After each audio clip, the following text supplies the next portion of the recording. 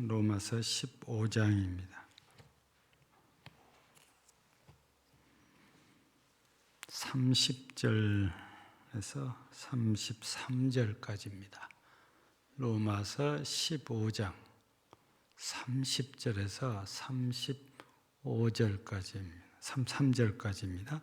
형제들아, 내가 우리 주 예수 그리스도와 성령의 사랑으로 말미암아 너희를 권하노니 너희 기도에 나와 힘을 같이 하여 나를 위하여 하나님께 빌어.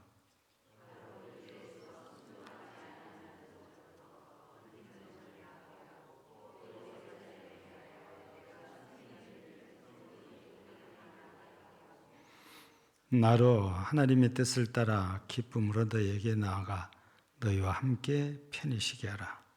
평강의 하나님께서 너희 모든 사람과 함께 계실지어다. 아멘.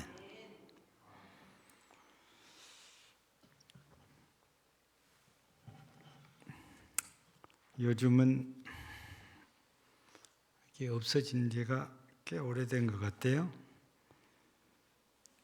저희가 개척을 막 시작할 당시만 해도 실은 우리 교파가 속한 교회가 순천 시내가 20개도 안 됐어요. 지금은 우리 순천 시내가 아니고 주로 이쪽 동네지요. 이쪽 동네에 있는 우리 시찰에 속한 교회만 해도 19개나 됩니다. 이게 시찰이 3개가 있거든요. 순천 시찰이 있고, 순천 남부 시찰이 있고, 우리는 이제 순천 동부 시찰입니다. 그러면 남부 시찰도 우리 시찰만큼 교회가 됩니다. 순천 시찰은 조금 교회 수가 적달지라도 88년부터서 계산을 하면 약 25년, 35년입니까? 이 사이에 거의 3배 정도 교회 수가 많아졌다고 보지요. 그런데 그때는 교회 수가 적어도 해마다 이 지방의 체육대회가 있었어요. 근데 지금은 교회 수가 많아지고 시찰이 여러 개가 됐어도 순천 시내의 체육대회, 친선체육대회는 이건 없어진 지가 20년 이상 된 것 같습니다. 남아있는 게 순천 노회 주체로 하는 목사 장로 체육대회. 이거 하나. 우리 노회라고 하는 것은 순천을 중심으로 해서 구례, 광양 이렇게 3군데 시군이 합해서 순천시, 순천노회 이렇게 하는데 곡성을 넣긴 하지만 곡성은 딱 한 교회밖에 없어요. 그래서 지금 대부분의 곡성에 있는 교회는 광주 쪽에 있는 동광주노회 혹은 이제 전남노회 이제 이런 쪽으로 속해 있고 대부분이 이제 그쪽이고 딱 곡성은혜교회 하나만 우리 순천노회로 이렇게 속해 있거든요. 근데 이런 체육대회를 하다가 보면 본의 아니게 과열돼요. 승부욕이 과열돼. 우리 교회도 코로나 때문에 중단된 것이 금년까지도 체육대회 아예 시작을 못하고 있지요. 근데 그냥 친교라고 하는데도 딱 경기가 시작되면 승부욕이 굉장한 것 같아요. 그래서 과거입니다마는 목사 장로 체육대회 때도 사고가 나더라고요. 지난 추석 때에 이제 소천하셨는데, 저하고 같은 목사 동기예요. 근데 연세는 많지요. 88세. 올해 은퇴하신 지가 벌써 18년이나 되셨는데 안타깝게도 지난 추석 때 돌아가셨다고. 저는 그것도 모르고 금일봉을 이렇게 보내드렸는데 뒤늦게 알았어요. 사모님께서 고맙다고 전화 이렇게 해주셨는데 매번 찾아가도 못하고 명절 때만 인사를 제가 하거든요. 근데 그 목사님이 우리 노예 체육대회 때 골킵을 했거든요. 왜냐하면은 그분이 심우하던 데가 구례이기 때문에 구례가 교회가 제일 적지요. 시찰 중에서. 그러니까 나이에 상관없이 무조건 팀에 들어와야 될 상황이 돼서 연세가 많다 보니까 뛰기는 못하고 그냥 가만히 서 있으면 된다 가지고 골킵을 했는데 얼마나 열심히 꽁을 쫓아다녔던지 꽁을 보고 가는 것이 골포스트하고 완전히 박치기 되었어요. 그래가지고 뒤로 뻥 떨어졌는데 하고 순천 금당병원에 한 달을 입원을 했어요.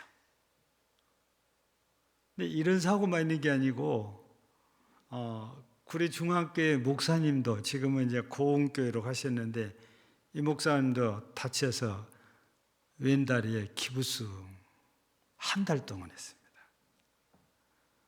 이게 축구 경기는 굉장히 좀 과격하잖아요. 예. 이 조기 축구 한다고 이렇게 하신 분들도 많은데, 이 교회 내에서는 축구 선교회라고 이렇게 만들어서 하는 교회가 있잖아요. 그래서 전에 제가 소개해드렸습니다. 순천시에 있는 S교회인데 이게 주일 예배, 오후 예배 마치고 축구 선교회들이 축구 경기를 한다고 해서 거기에는 목사님도 물론 담임 목사님은 아니고 부목사님도 끼고 전사님도 끼고 장로님도 끼고 안수집사님 끼고 막 다 끼었어요. 근데 한참 경기를 하다 보니까 과열돼 가지고 승부욕이 불타다 보니까 오로지 골을 넣어야 된다는 그거밖에 없었던가 봐요. 그래서 너무 과격한 태클을 하는 바람에 부목사님이 앞장갱이라고 그러나요? 정강이를 맞아가지고 이게 뼈가 깨져본 거예요. 그래서 볼상사납게 이거는 한 달짜리가 아니고 몇 달 동안 기부스하고 쩔뚝쩔뚝하고 그리고 주일날 설교를 해야 됐고, 근데 그럴 정도로 과격해질 때면 순수한 마음이 아니고 굉장히 마음이 좀 세속적으로 말하면 너무 좀 뭐라고 그럴까요? 안 좋은 그런 마음인 거예요. 이기기 위해서 상대방의 공격을 차단하려고 태클을 걸잖아요. 근데 그때는 장로님도 소용없고 목사님도 소용이 없어요. 딱 하나, 이겨야 된다. 이것뿐이에요. 왜 제가 이런 얘기를 장황했냐면 실제 서울에서 일어난 사건인데요. 서울도 지방에서 하는 것이 아니고 그 지역에 세 교회가 청년들이 모여서 체육대회를 하는데 체육대회는 하나 세 교회 하니까 축구 배구밖에 안 해요. 그런데 여기에서 축구 경기에다가 사고가 난 거예요. 공이 높이 떠올랐다가 날아오니까 그걸 헤딩을 하려고 점프를 했는데 상대편 선수가 저도 하겠다고 쫓아왔는데 약간 늦었어요. 근데 너무 공만 보고 쫓아오다 보니까 앞에 상대편 선수가 있는데 피할 수가 없는 거예요. 넘어지면서 그 선수의 발을 탁 친 거예요. 근데 제주를 넘은 것처럼 이렇게 서 있었는데 이렇게 바로 떨어져 본 거예요. 머리 붙어서 바닥으로 떨어져 가지고 저 그러고 있어요. 일어날 줄 알고 타는데 이 사람이 꼼짝도 않고 누워 있는 거예요. 가서 보니까 눈동자가 풀려버린 거예요. 그래가지고 큰일 났다. 그리고 119 전화하는데 오는 사이가 있잖아요. 근데 그 순간에 여자 청년 하나가 쫓아와서 그 앞에서 무릎을 꿇고 딱 기도를 시작합니다. 여기 죽으면 하나님께 영광을 가리고 이 교회가 어떻게 되겠어요? 이게 생사가 오락가락하니까 하나님께 살려달라고. 이 청년이 죽으면 전도문이 막힙니다. 하나님의 영광 가립니다. 살려달라고 간절하게 기도하는데 이 여자 청년이 무릎 꿇고 기도하니까 아무도 어떻게 할 수가 없잖아요. 일단 119에 신고만 했지 모두가 하나같이 그 자리에서 기도를 했습니다. 살려만 달라고. 근데 119가 와서 병원으로 이송을 했는데 참 감사하게도 시간은 좀 끌렸지만 아무 후유증 없이 치료가 돼서 나왔어요. 여러분 보통 사람 같으면 기도 안 하고 그냥 울고 앉았거나 그럴 거 아니에요. 여기서 기도했는데 하나님께서 이 청년이 죽을 사람을 살려서 아무 일이 없는 것처럼 치료받고 나오게 된 거지요. 여기에서 하나님 앞에 우리가 기도한다는 것이 대단하다는 거예요. 기도의 능력이란 우리 상상을 초월하지요. 예전에도 소개를 한번 한 적이 있지만 지금은 이제 고인이 이렇게 되셨지요. 기도의 능력이란 책이 있어요. 제가 볼 때는 책이 너무 얇고 글씨가 깨알같아가지고 읽기가 좀 불편했는데 지금은 큰 글씨로 읽기 편하게 나왔습니다. 우리 교회도 읽어보신 분이 혹간 계실 것 같아요. 제가 소개한 책이기 때문에. 예. 근데 그 기도의 능력이라고 그랬는데 이거는 그 목사님의 설교 한 편입니다. 근데 그 설교를 2시간 반 동안 한 설교예요. 그 목사님은 설교를 시작했다면 짧으면 2시간, 좀 길면 2시간 반입니다. 설교 한 편이 책 한 권으로 나옵니다. 이렇게 해서 여러 책들이 이렇게 나왔는데 이 목사님이 캐나다 토론토입니까? 이 교회로 가신 뒤에 동생 되신 분이 장로님이신데 이분이 형님 목사님의 원고를 정리해서 책으로 이렇게 낸 건데 이분의 설교가 책으로 이렇게 엮어서 나온 게 대부분 그분 책이거든요. 기도의 능력이란 우리 상상을 초월하는 거죠. 예. 오늘 우리가 보는 말씀의 내용을 보면 바울 사도가 로마 교회 성도들에게 30절 보세요. 기도해달라는 거잖아요. 다시 한번 볼까요? 형제들아, 내가 우리 주 예수 그리스도와 성령의 사랑으로 말미암아 너희를 권하노니 너희 기도에 나와 힘을 같이 하여 나를 위하여 하나님께 빌어 그랬습니다. 우리 간단하게 말하면 바울 사도가 로마 교회 성도들에게 나를 위해서 너희가 기도할 때마다 기도해달라.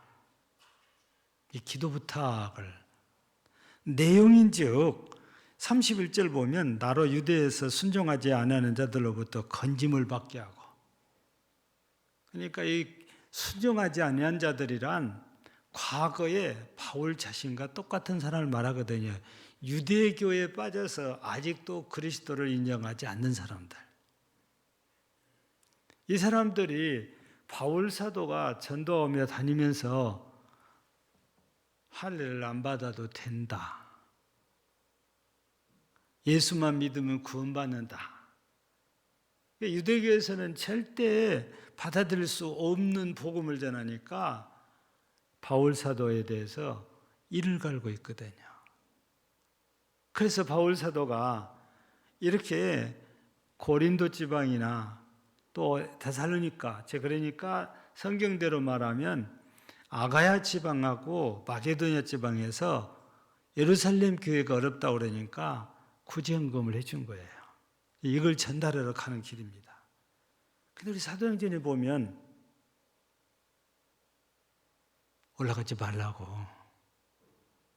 올라가면 당신이 이렇게 된다고. 그래서 바울 사도의 띠를 가지고 수족을 묶어 보이면서 당신 예루살렘에 가면 이렇게 됩니다. 근데 바울 사도는 어떻게 해요? 하나님께서 맡겨주신 사명을 위해서는 자기는 포기할 수 없대요. 죽을지라도 간다. 그래서 일사각오의 정신을 여기서 얘기하거든요. 이 말씀 가지고 주기철 목사님도 신사참배 반대하면서 일사각오라는 제목으로 설교를 이렇게 했다고 알려져 있거든요. 예. 가면 붙잡혀서 어떤 일을 당할지 모르는 상황이에요. 근데 모르고 간 게 아니고 실은 알아요. 그러니까 로마 교회 성도들에게도 이를 위해서 기도해 달라고 부탁을 이렇게 했거든요. 이렇게 여기서 잘하고 예루살렘에 대하여 내가 섬기는 일을 성도들이 받을 만하게, 그러니까 바울 사도가 전달하려는 이 구제헌금을 그 예루살렘 교회에서 기쁘게 받게 하고, 뒤에 보면은 하나님의 뜻을 따라 다시 이 로마로 와가지고 여기서 잠시 쉬었다가 앞에 우리가 지난 수요일 날 봤던 대로 28절 보면은 서바나로 가도록 도와달라는 부탁이 있었잖아요. 그러니까 결국에는 전도입니다. 복음 전하는 일이에요. 그래서 바울 사도가 이 로마 교회에게 이렇게 기도 부탁을 하는데 단순히 예루살렘에 갔다가 오는 것이 아니고 지금 바울 사도는 로마에 들렸다가 서바나, 그러니까 지금의 스페인에 가서 이 생명의 복음을 전하고 싶은 거거든요. 이 사명을 감당할 수 있도록 기도해 달라. 이런 기도 부탁인 거죠. 예. 근데 우리가 이렇게 기도 얘기만 하는 것 같아. 제목에는 전도해 놓고. 근데 왜 이렇게 하냐면 우리가 말씀을 보면 기도 얘기인데 결국에 전도를 위한 기도를 부탁을 해놨잖아요. 예. 우리나라에서도 작년인가 재작년인가 그런 일이 있었어요. 이제 김영욱 선교사가 속해 있는 바울 선교회 소속으로 저도 이제 늦게 알았는데요. 아프리카에서 사고가 난 거예요. 아까 축구하다가 거꾸로 떨어져 가지고 사고 났다고 그랬잖아요. 이 선교사님은 어떻게 된 건지 떨어졌는데 아예 여기가 깨졌어요. 근데 거기에는 의료시설이 너무 안 좋잖아요. 이 상황에서 주기적으로 진통제를 맞고 겨우 이걸 견디고 있는 거거든요. 근데 본부로 연락이 왔고 본부에서 지역장들한테 전부 연락을 한 거예요. 상황이 이런데 이 선교사를 살려야 되지 않냐 한 거죠. 이 선교사를 살리기 위해서 전세기를 띄워야 돼요. 비행기 한 대 띄우는데 이거 들어간대요. 얼마 정도 들어간 것 같아요? 3억. 아프리카에 비행기를 보내서 이 선교사 환자를 싣고 한국까지 오는데 3억이 들어가요.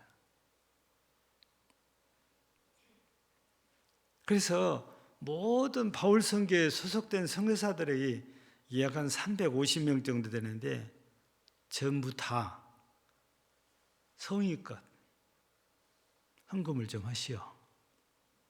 이때 나오는 금이 1억 6천만 원이라고 해요. 나머지는 본부에서 충당해가지고 이 선교사를 싣고 왔는데 살렸어요. 예. 근데 여기도 기도가 있어요.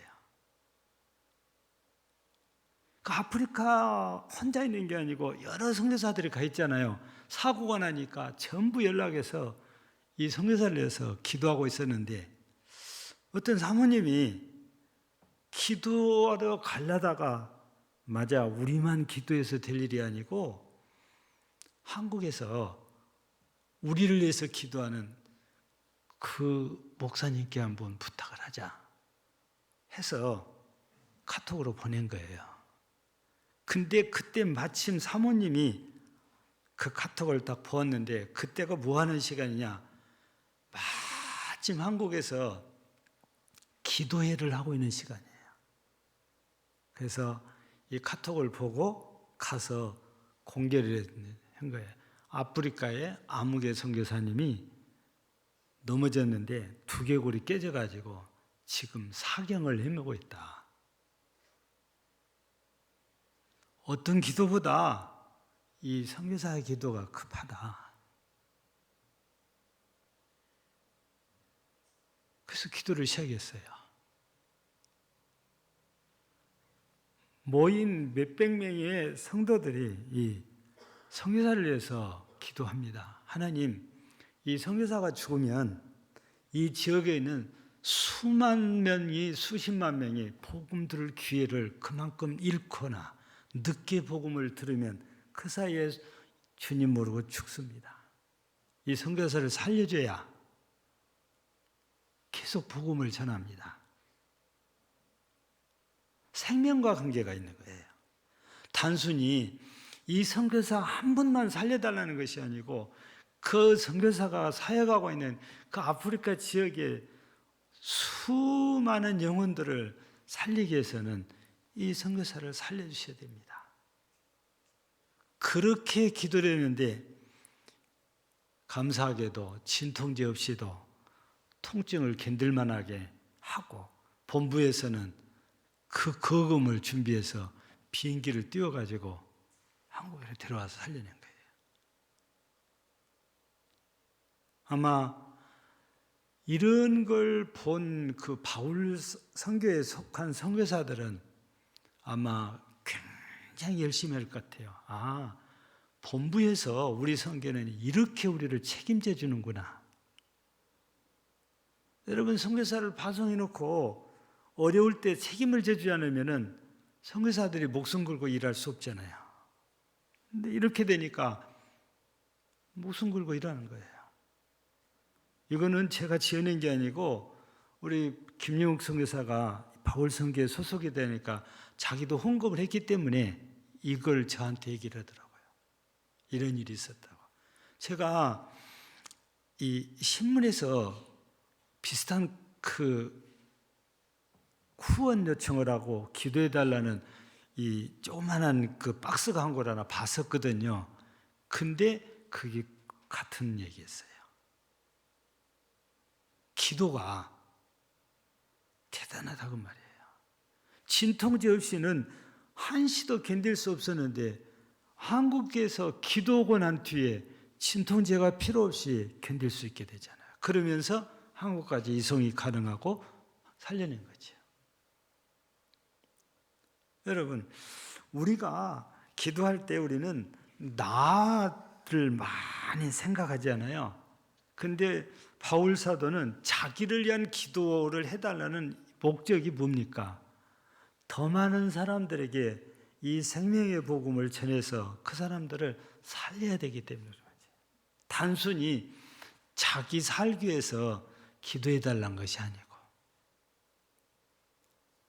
이런 차원에서 우리가 볼 때에 우리 총회에서 파송한 선교사가 약 2,500명 정도 돼요. 뭐 그 2,500명이 좀 넘지만 여기 2,500명이라고 얘기를 하거든요. 우리가 많은 기도를 해야 되는데 바로 생명의 복음을 들고 외국에 나가서 목숨 걸고 이 복음을 전하는 이 선교사들 위해서 우리가 기도해야 된다는 얘기예요. 바울 사도를 기도해야 되는 것처럼 그때 당시에 뿐만 아니라 국내에서도 생명의 말씀을 전하는 목회자들을 위해서도 우리가 기도를 많이 해야 되는 거예요. 말씀 때문에 생명을 얻을 수도 있고 그러잖아요. 여러분, 이사야 선지자를 통해서는 뭐라고 합니까? 전하는 이가 없으면 어찌 들으리요 그래요. 전하는 이가 오늘날은 목사의 선교사잖아요. 그 말씀 한마디 때문에 생명을 얻을 수도 있고 영원히 지옥으로 떨어질 수도 있는 거예요, 못 들으면. 그래서 우리가 11월 26일도 우리는 그냥 어쩔 수 없이 하는 것 같아도 여기 와서 말씀을 듣고 변화가 될 수도 있어요. 하나님이 성령으로 역사하시면, 은혜 주시면 예수 믿게 되고 구원의 반열에 설 수도 있게 된단 말이에요. 내가 모시고 온 분이 그렇게 될 수 있다고 말이에요. 이거는 그 사람의 생명을 살리는데 그냥 생명이 아니고 영적인 생명을 살리는 일이거든요. 그래서 우리가 기도를 많이 해야 되는데 내 자신과 내 자녀만이 아니고 복음을 전하는 이들 위해서도 정말 기도 많이 해야 된다고 말이죠. 예. 가끔가다 우리가 원하는 선교사들 위해서 기도할 때가 있었잖아요. 건강 때문에. 특별히 그중에서 제일 건강 때문에 좀 우여곡절이 있는 분이 김영욱 선교사예요. 예. 근데 하나님께서 은혜를 주셔서 우리 지난 여름에도 왔다가 서울에서 우리한테 올 때는 아무리 없는 것 같은데 서울에 계속 가 있는 이유가 병원에 계속 다니는 거예요. 계속 치료받으러 병원에 두 부부가 다 받으러 다녔어요. 다행히 이제 큰아들이 학교 다니면서 국가에서 이렇게 지원받아가지고 원룸을 하나 얻어갖고 살아요. 거기서 혼자 살 집에서 3사람이 잠자고 막 좁은데도 그러면서 거기서 병원 다니기 위해서 어쩔 수 없이 이 시골에 처갓집 가면 편하게 넓은 집에 살 수도 있는데도 병원 때문에 서울에 그렇게 계속 있었거든요. 부르면 내려오기는 해도 항상 병원에 가서 치료받느니라고 돌아다니질 않아요. 많이 회복이 돼갖고 갔습니다. 많이 회복이 돼가지고. 한국 들어오면 의료시설이 이렇게 좋고 마음도 편하고 그러니까 많이 호전이 돼요. 또 들어가면 환경 자체가 안 좋으니까 또 얼마 지나면 또 몸이 쇠약해지거든요. 예. 지금 우리들은 눈으로 안 보니까 그렇지요. 실제적으로 이 김용욱 선교사 한 사람 때문에 이 가정 때문에 지금 예수를 믿고 주일마다 예배드리는 사람들이 숫자가 어린 아이들까지 치면 약 한 3,000명 정도 됩니다. 작년만 해서 1,000명이 넘어요. 다 모아놓으면 그렇게 돼요. 제일 큰 교회는 실은 우리 교회보다도 더 많이 모입니다. 300명이 더 모입니다. 그런 교회도 있어요.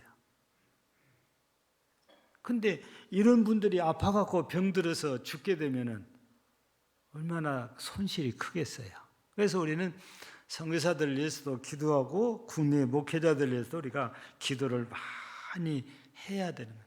다른 이유가 아니에요. 그 목사님 개인이냐 이거. 하나님의 복음이 더 오랫동안 더 많이 전파돼서 더 많은 사람들이 말씀을 듣고 하나님께로 돌아오게 하기 위함인 거지. 더 나아가 우리가 지금 이제 11월 26일을 놓고 함께 기도하고 있는데 이때를 위해서도 우리가 기도를 해야 돼요. 생명 살리는 운동이니까 이것도. 예. 우리는 그냥 잘 되기만을 위해서 기도하는 것이 아니고 더 간절하고 더 절실한 것은 사람 살리는 일입니다. 그래서 오늘 30절에서 나와 힘을 같이 하여 라고 우리말에는 이렇게 번역이 되어 있는데 실제 원문 그대로 직역하면 죽을 힘을 다하여 라고 번역을 해야 원문하고 가까운 직역입니다. 예. 그러니까 죽을 힘을 다해서 날 위해서 기도해달라. 내가 끝까지 복음을 전할 수 있게 해달라고.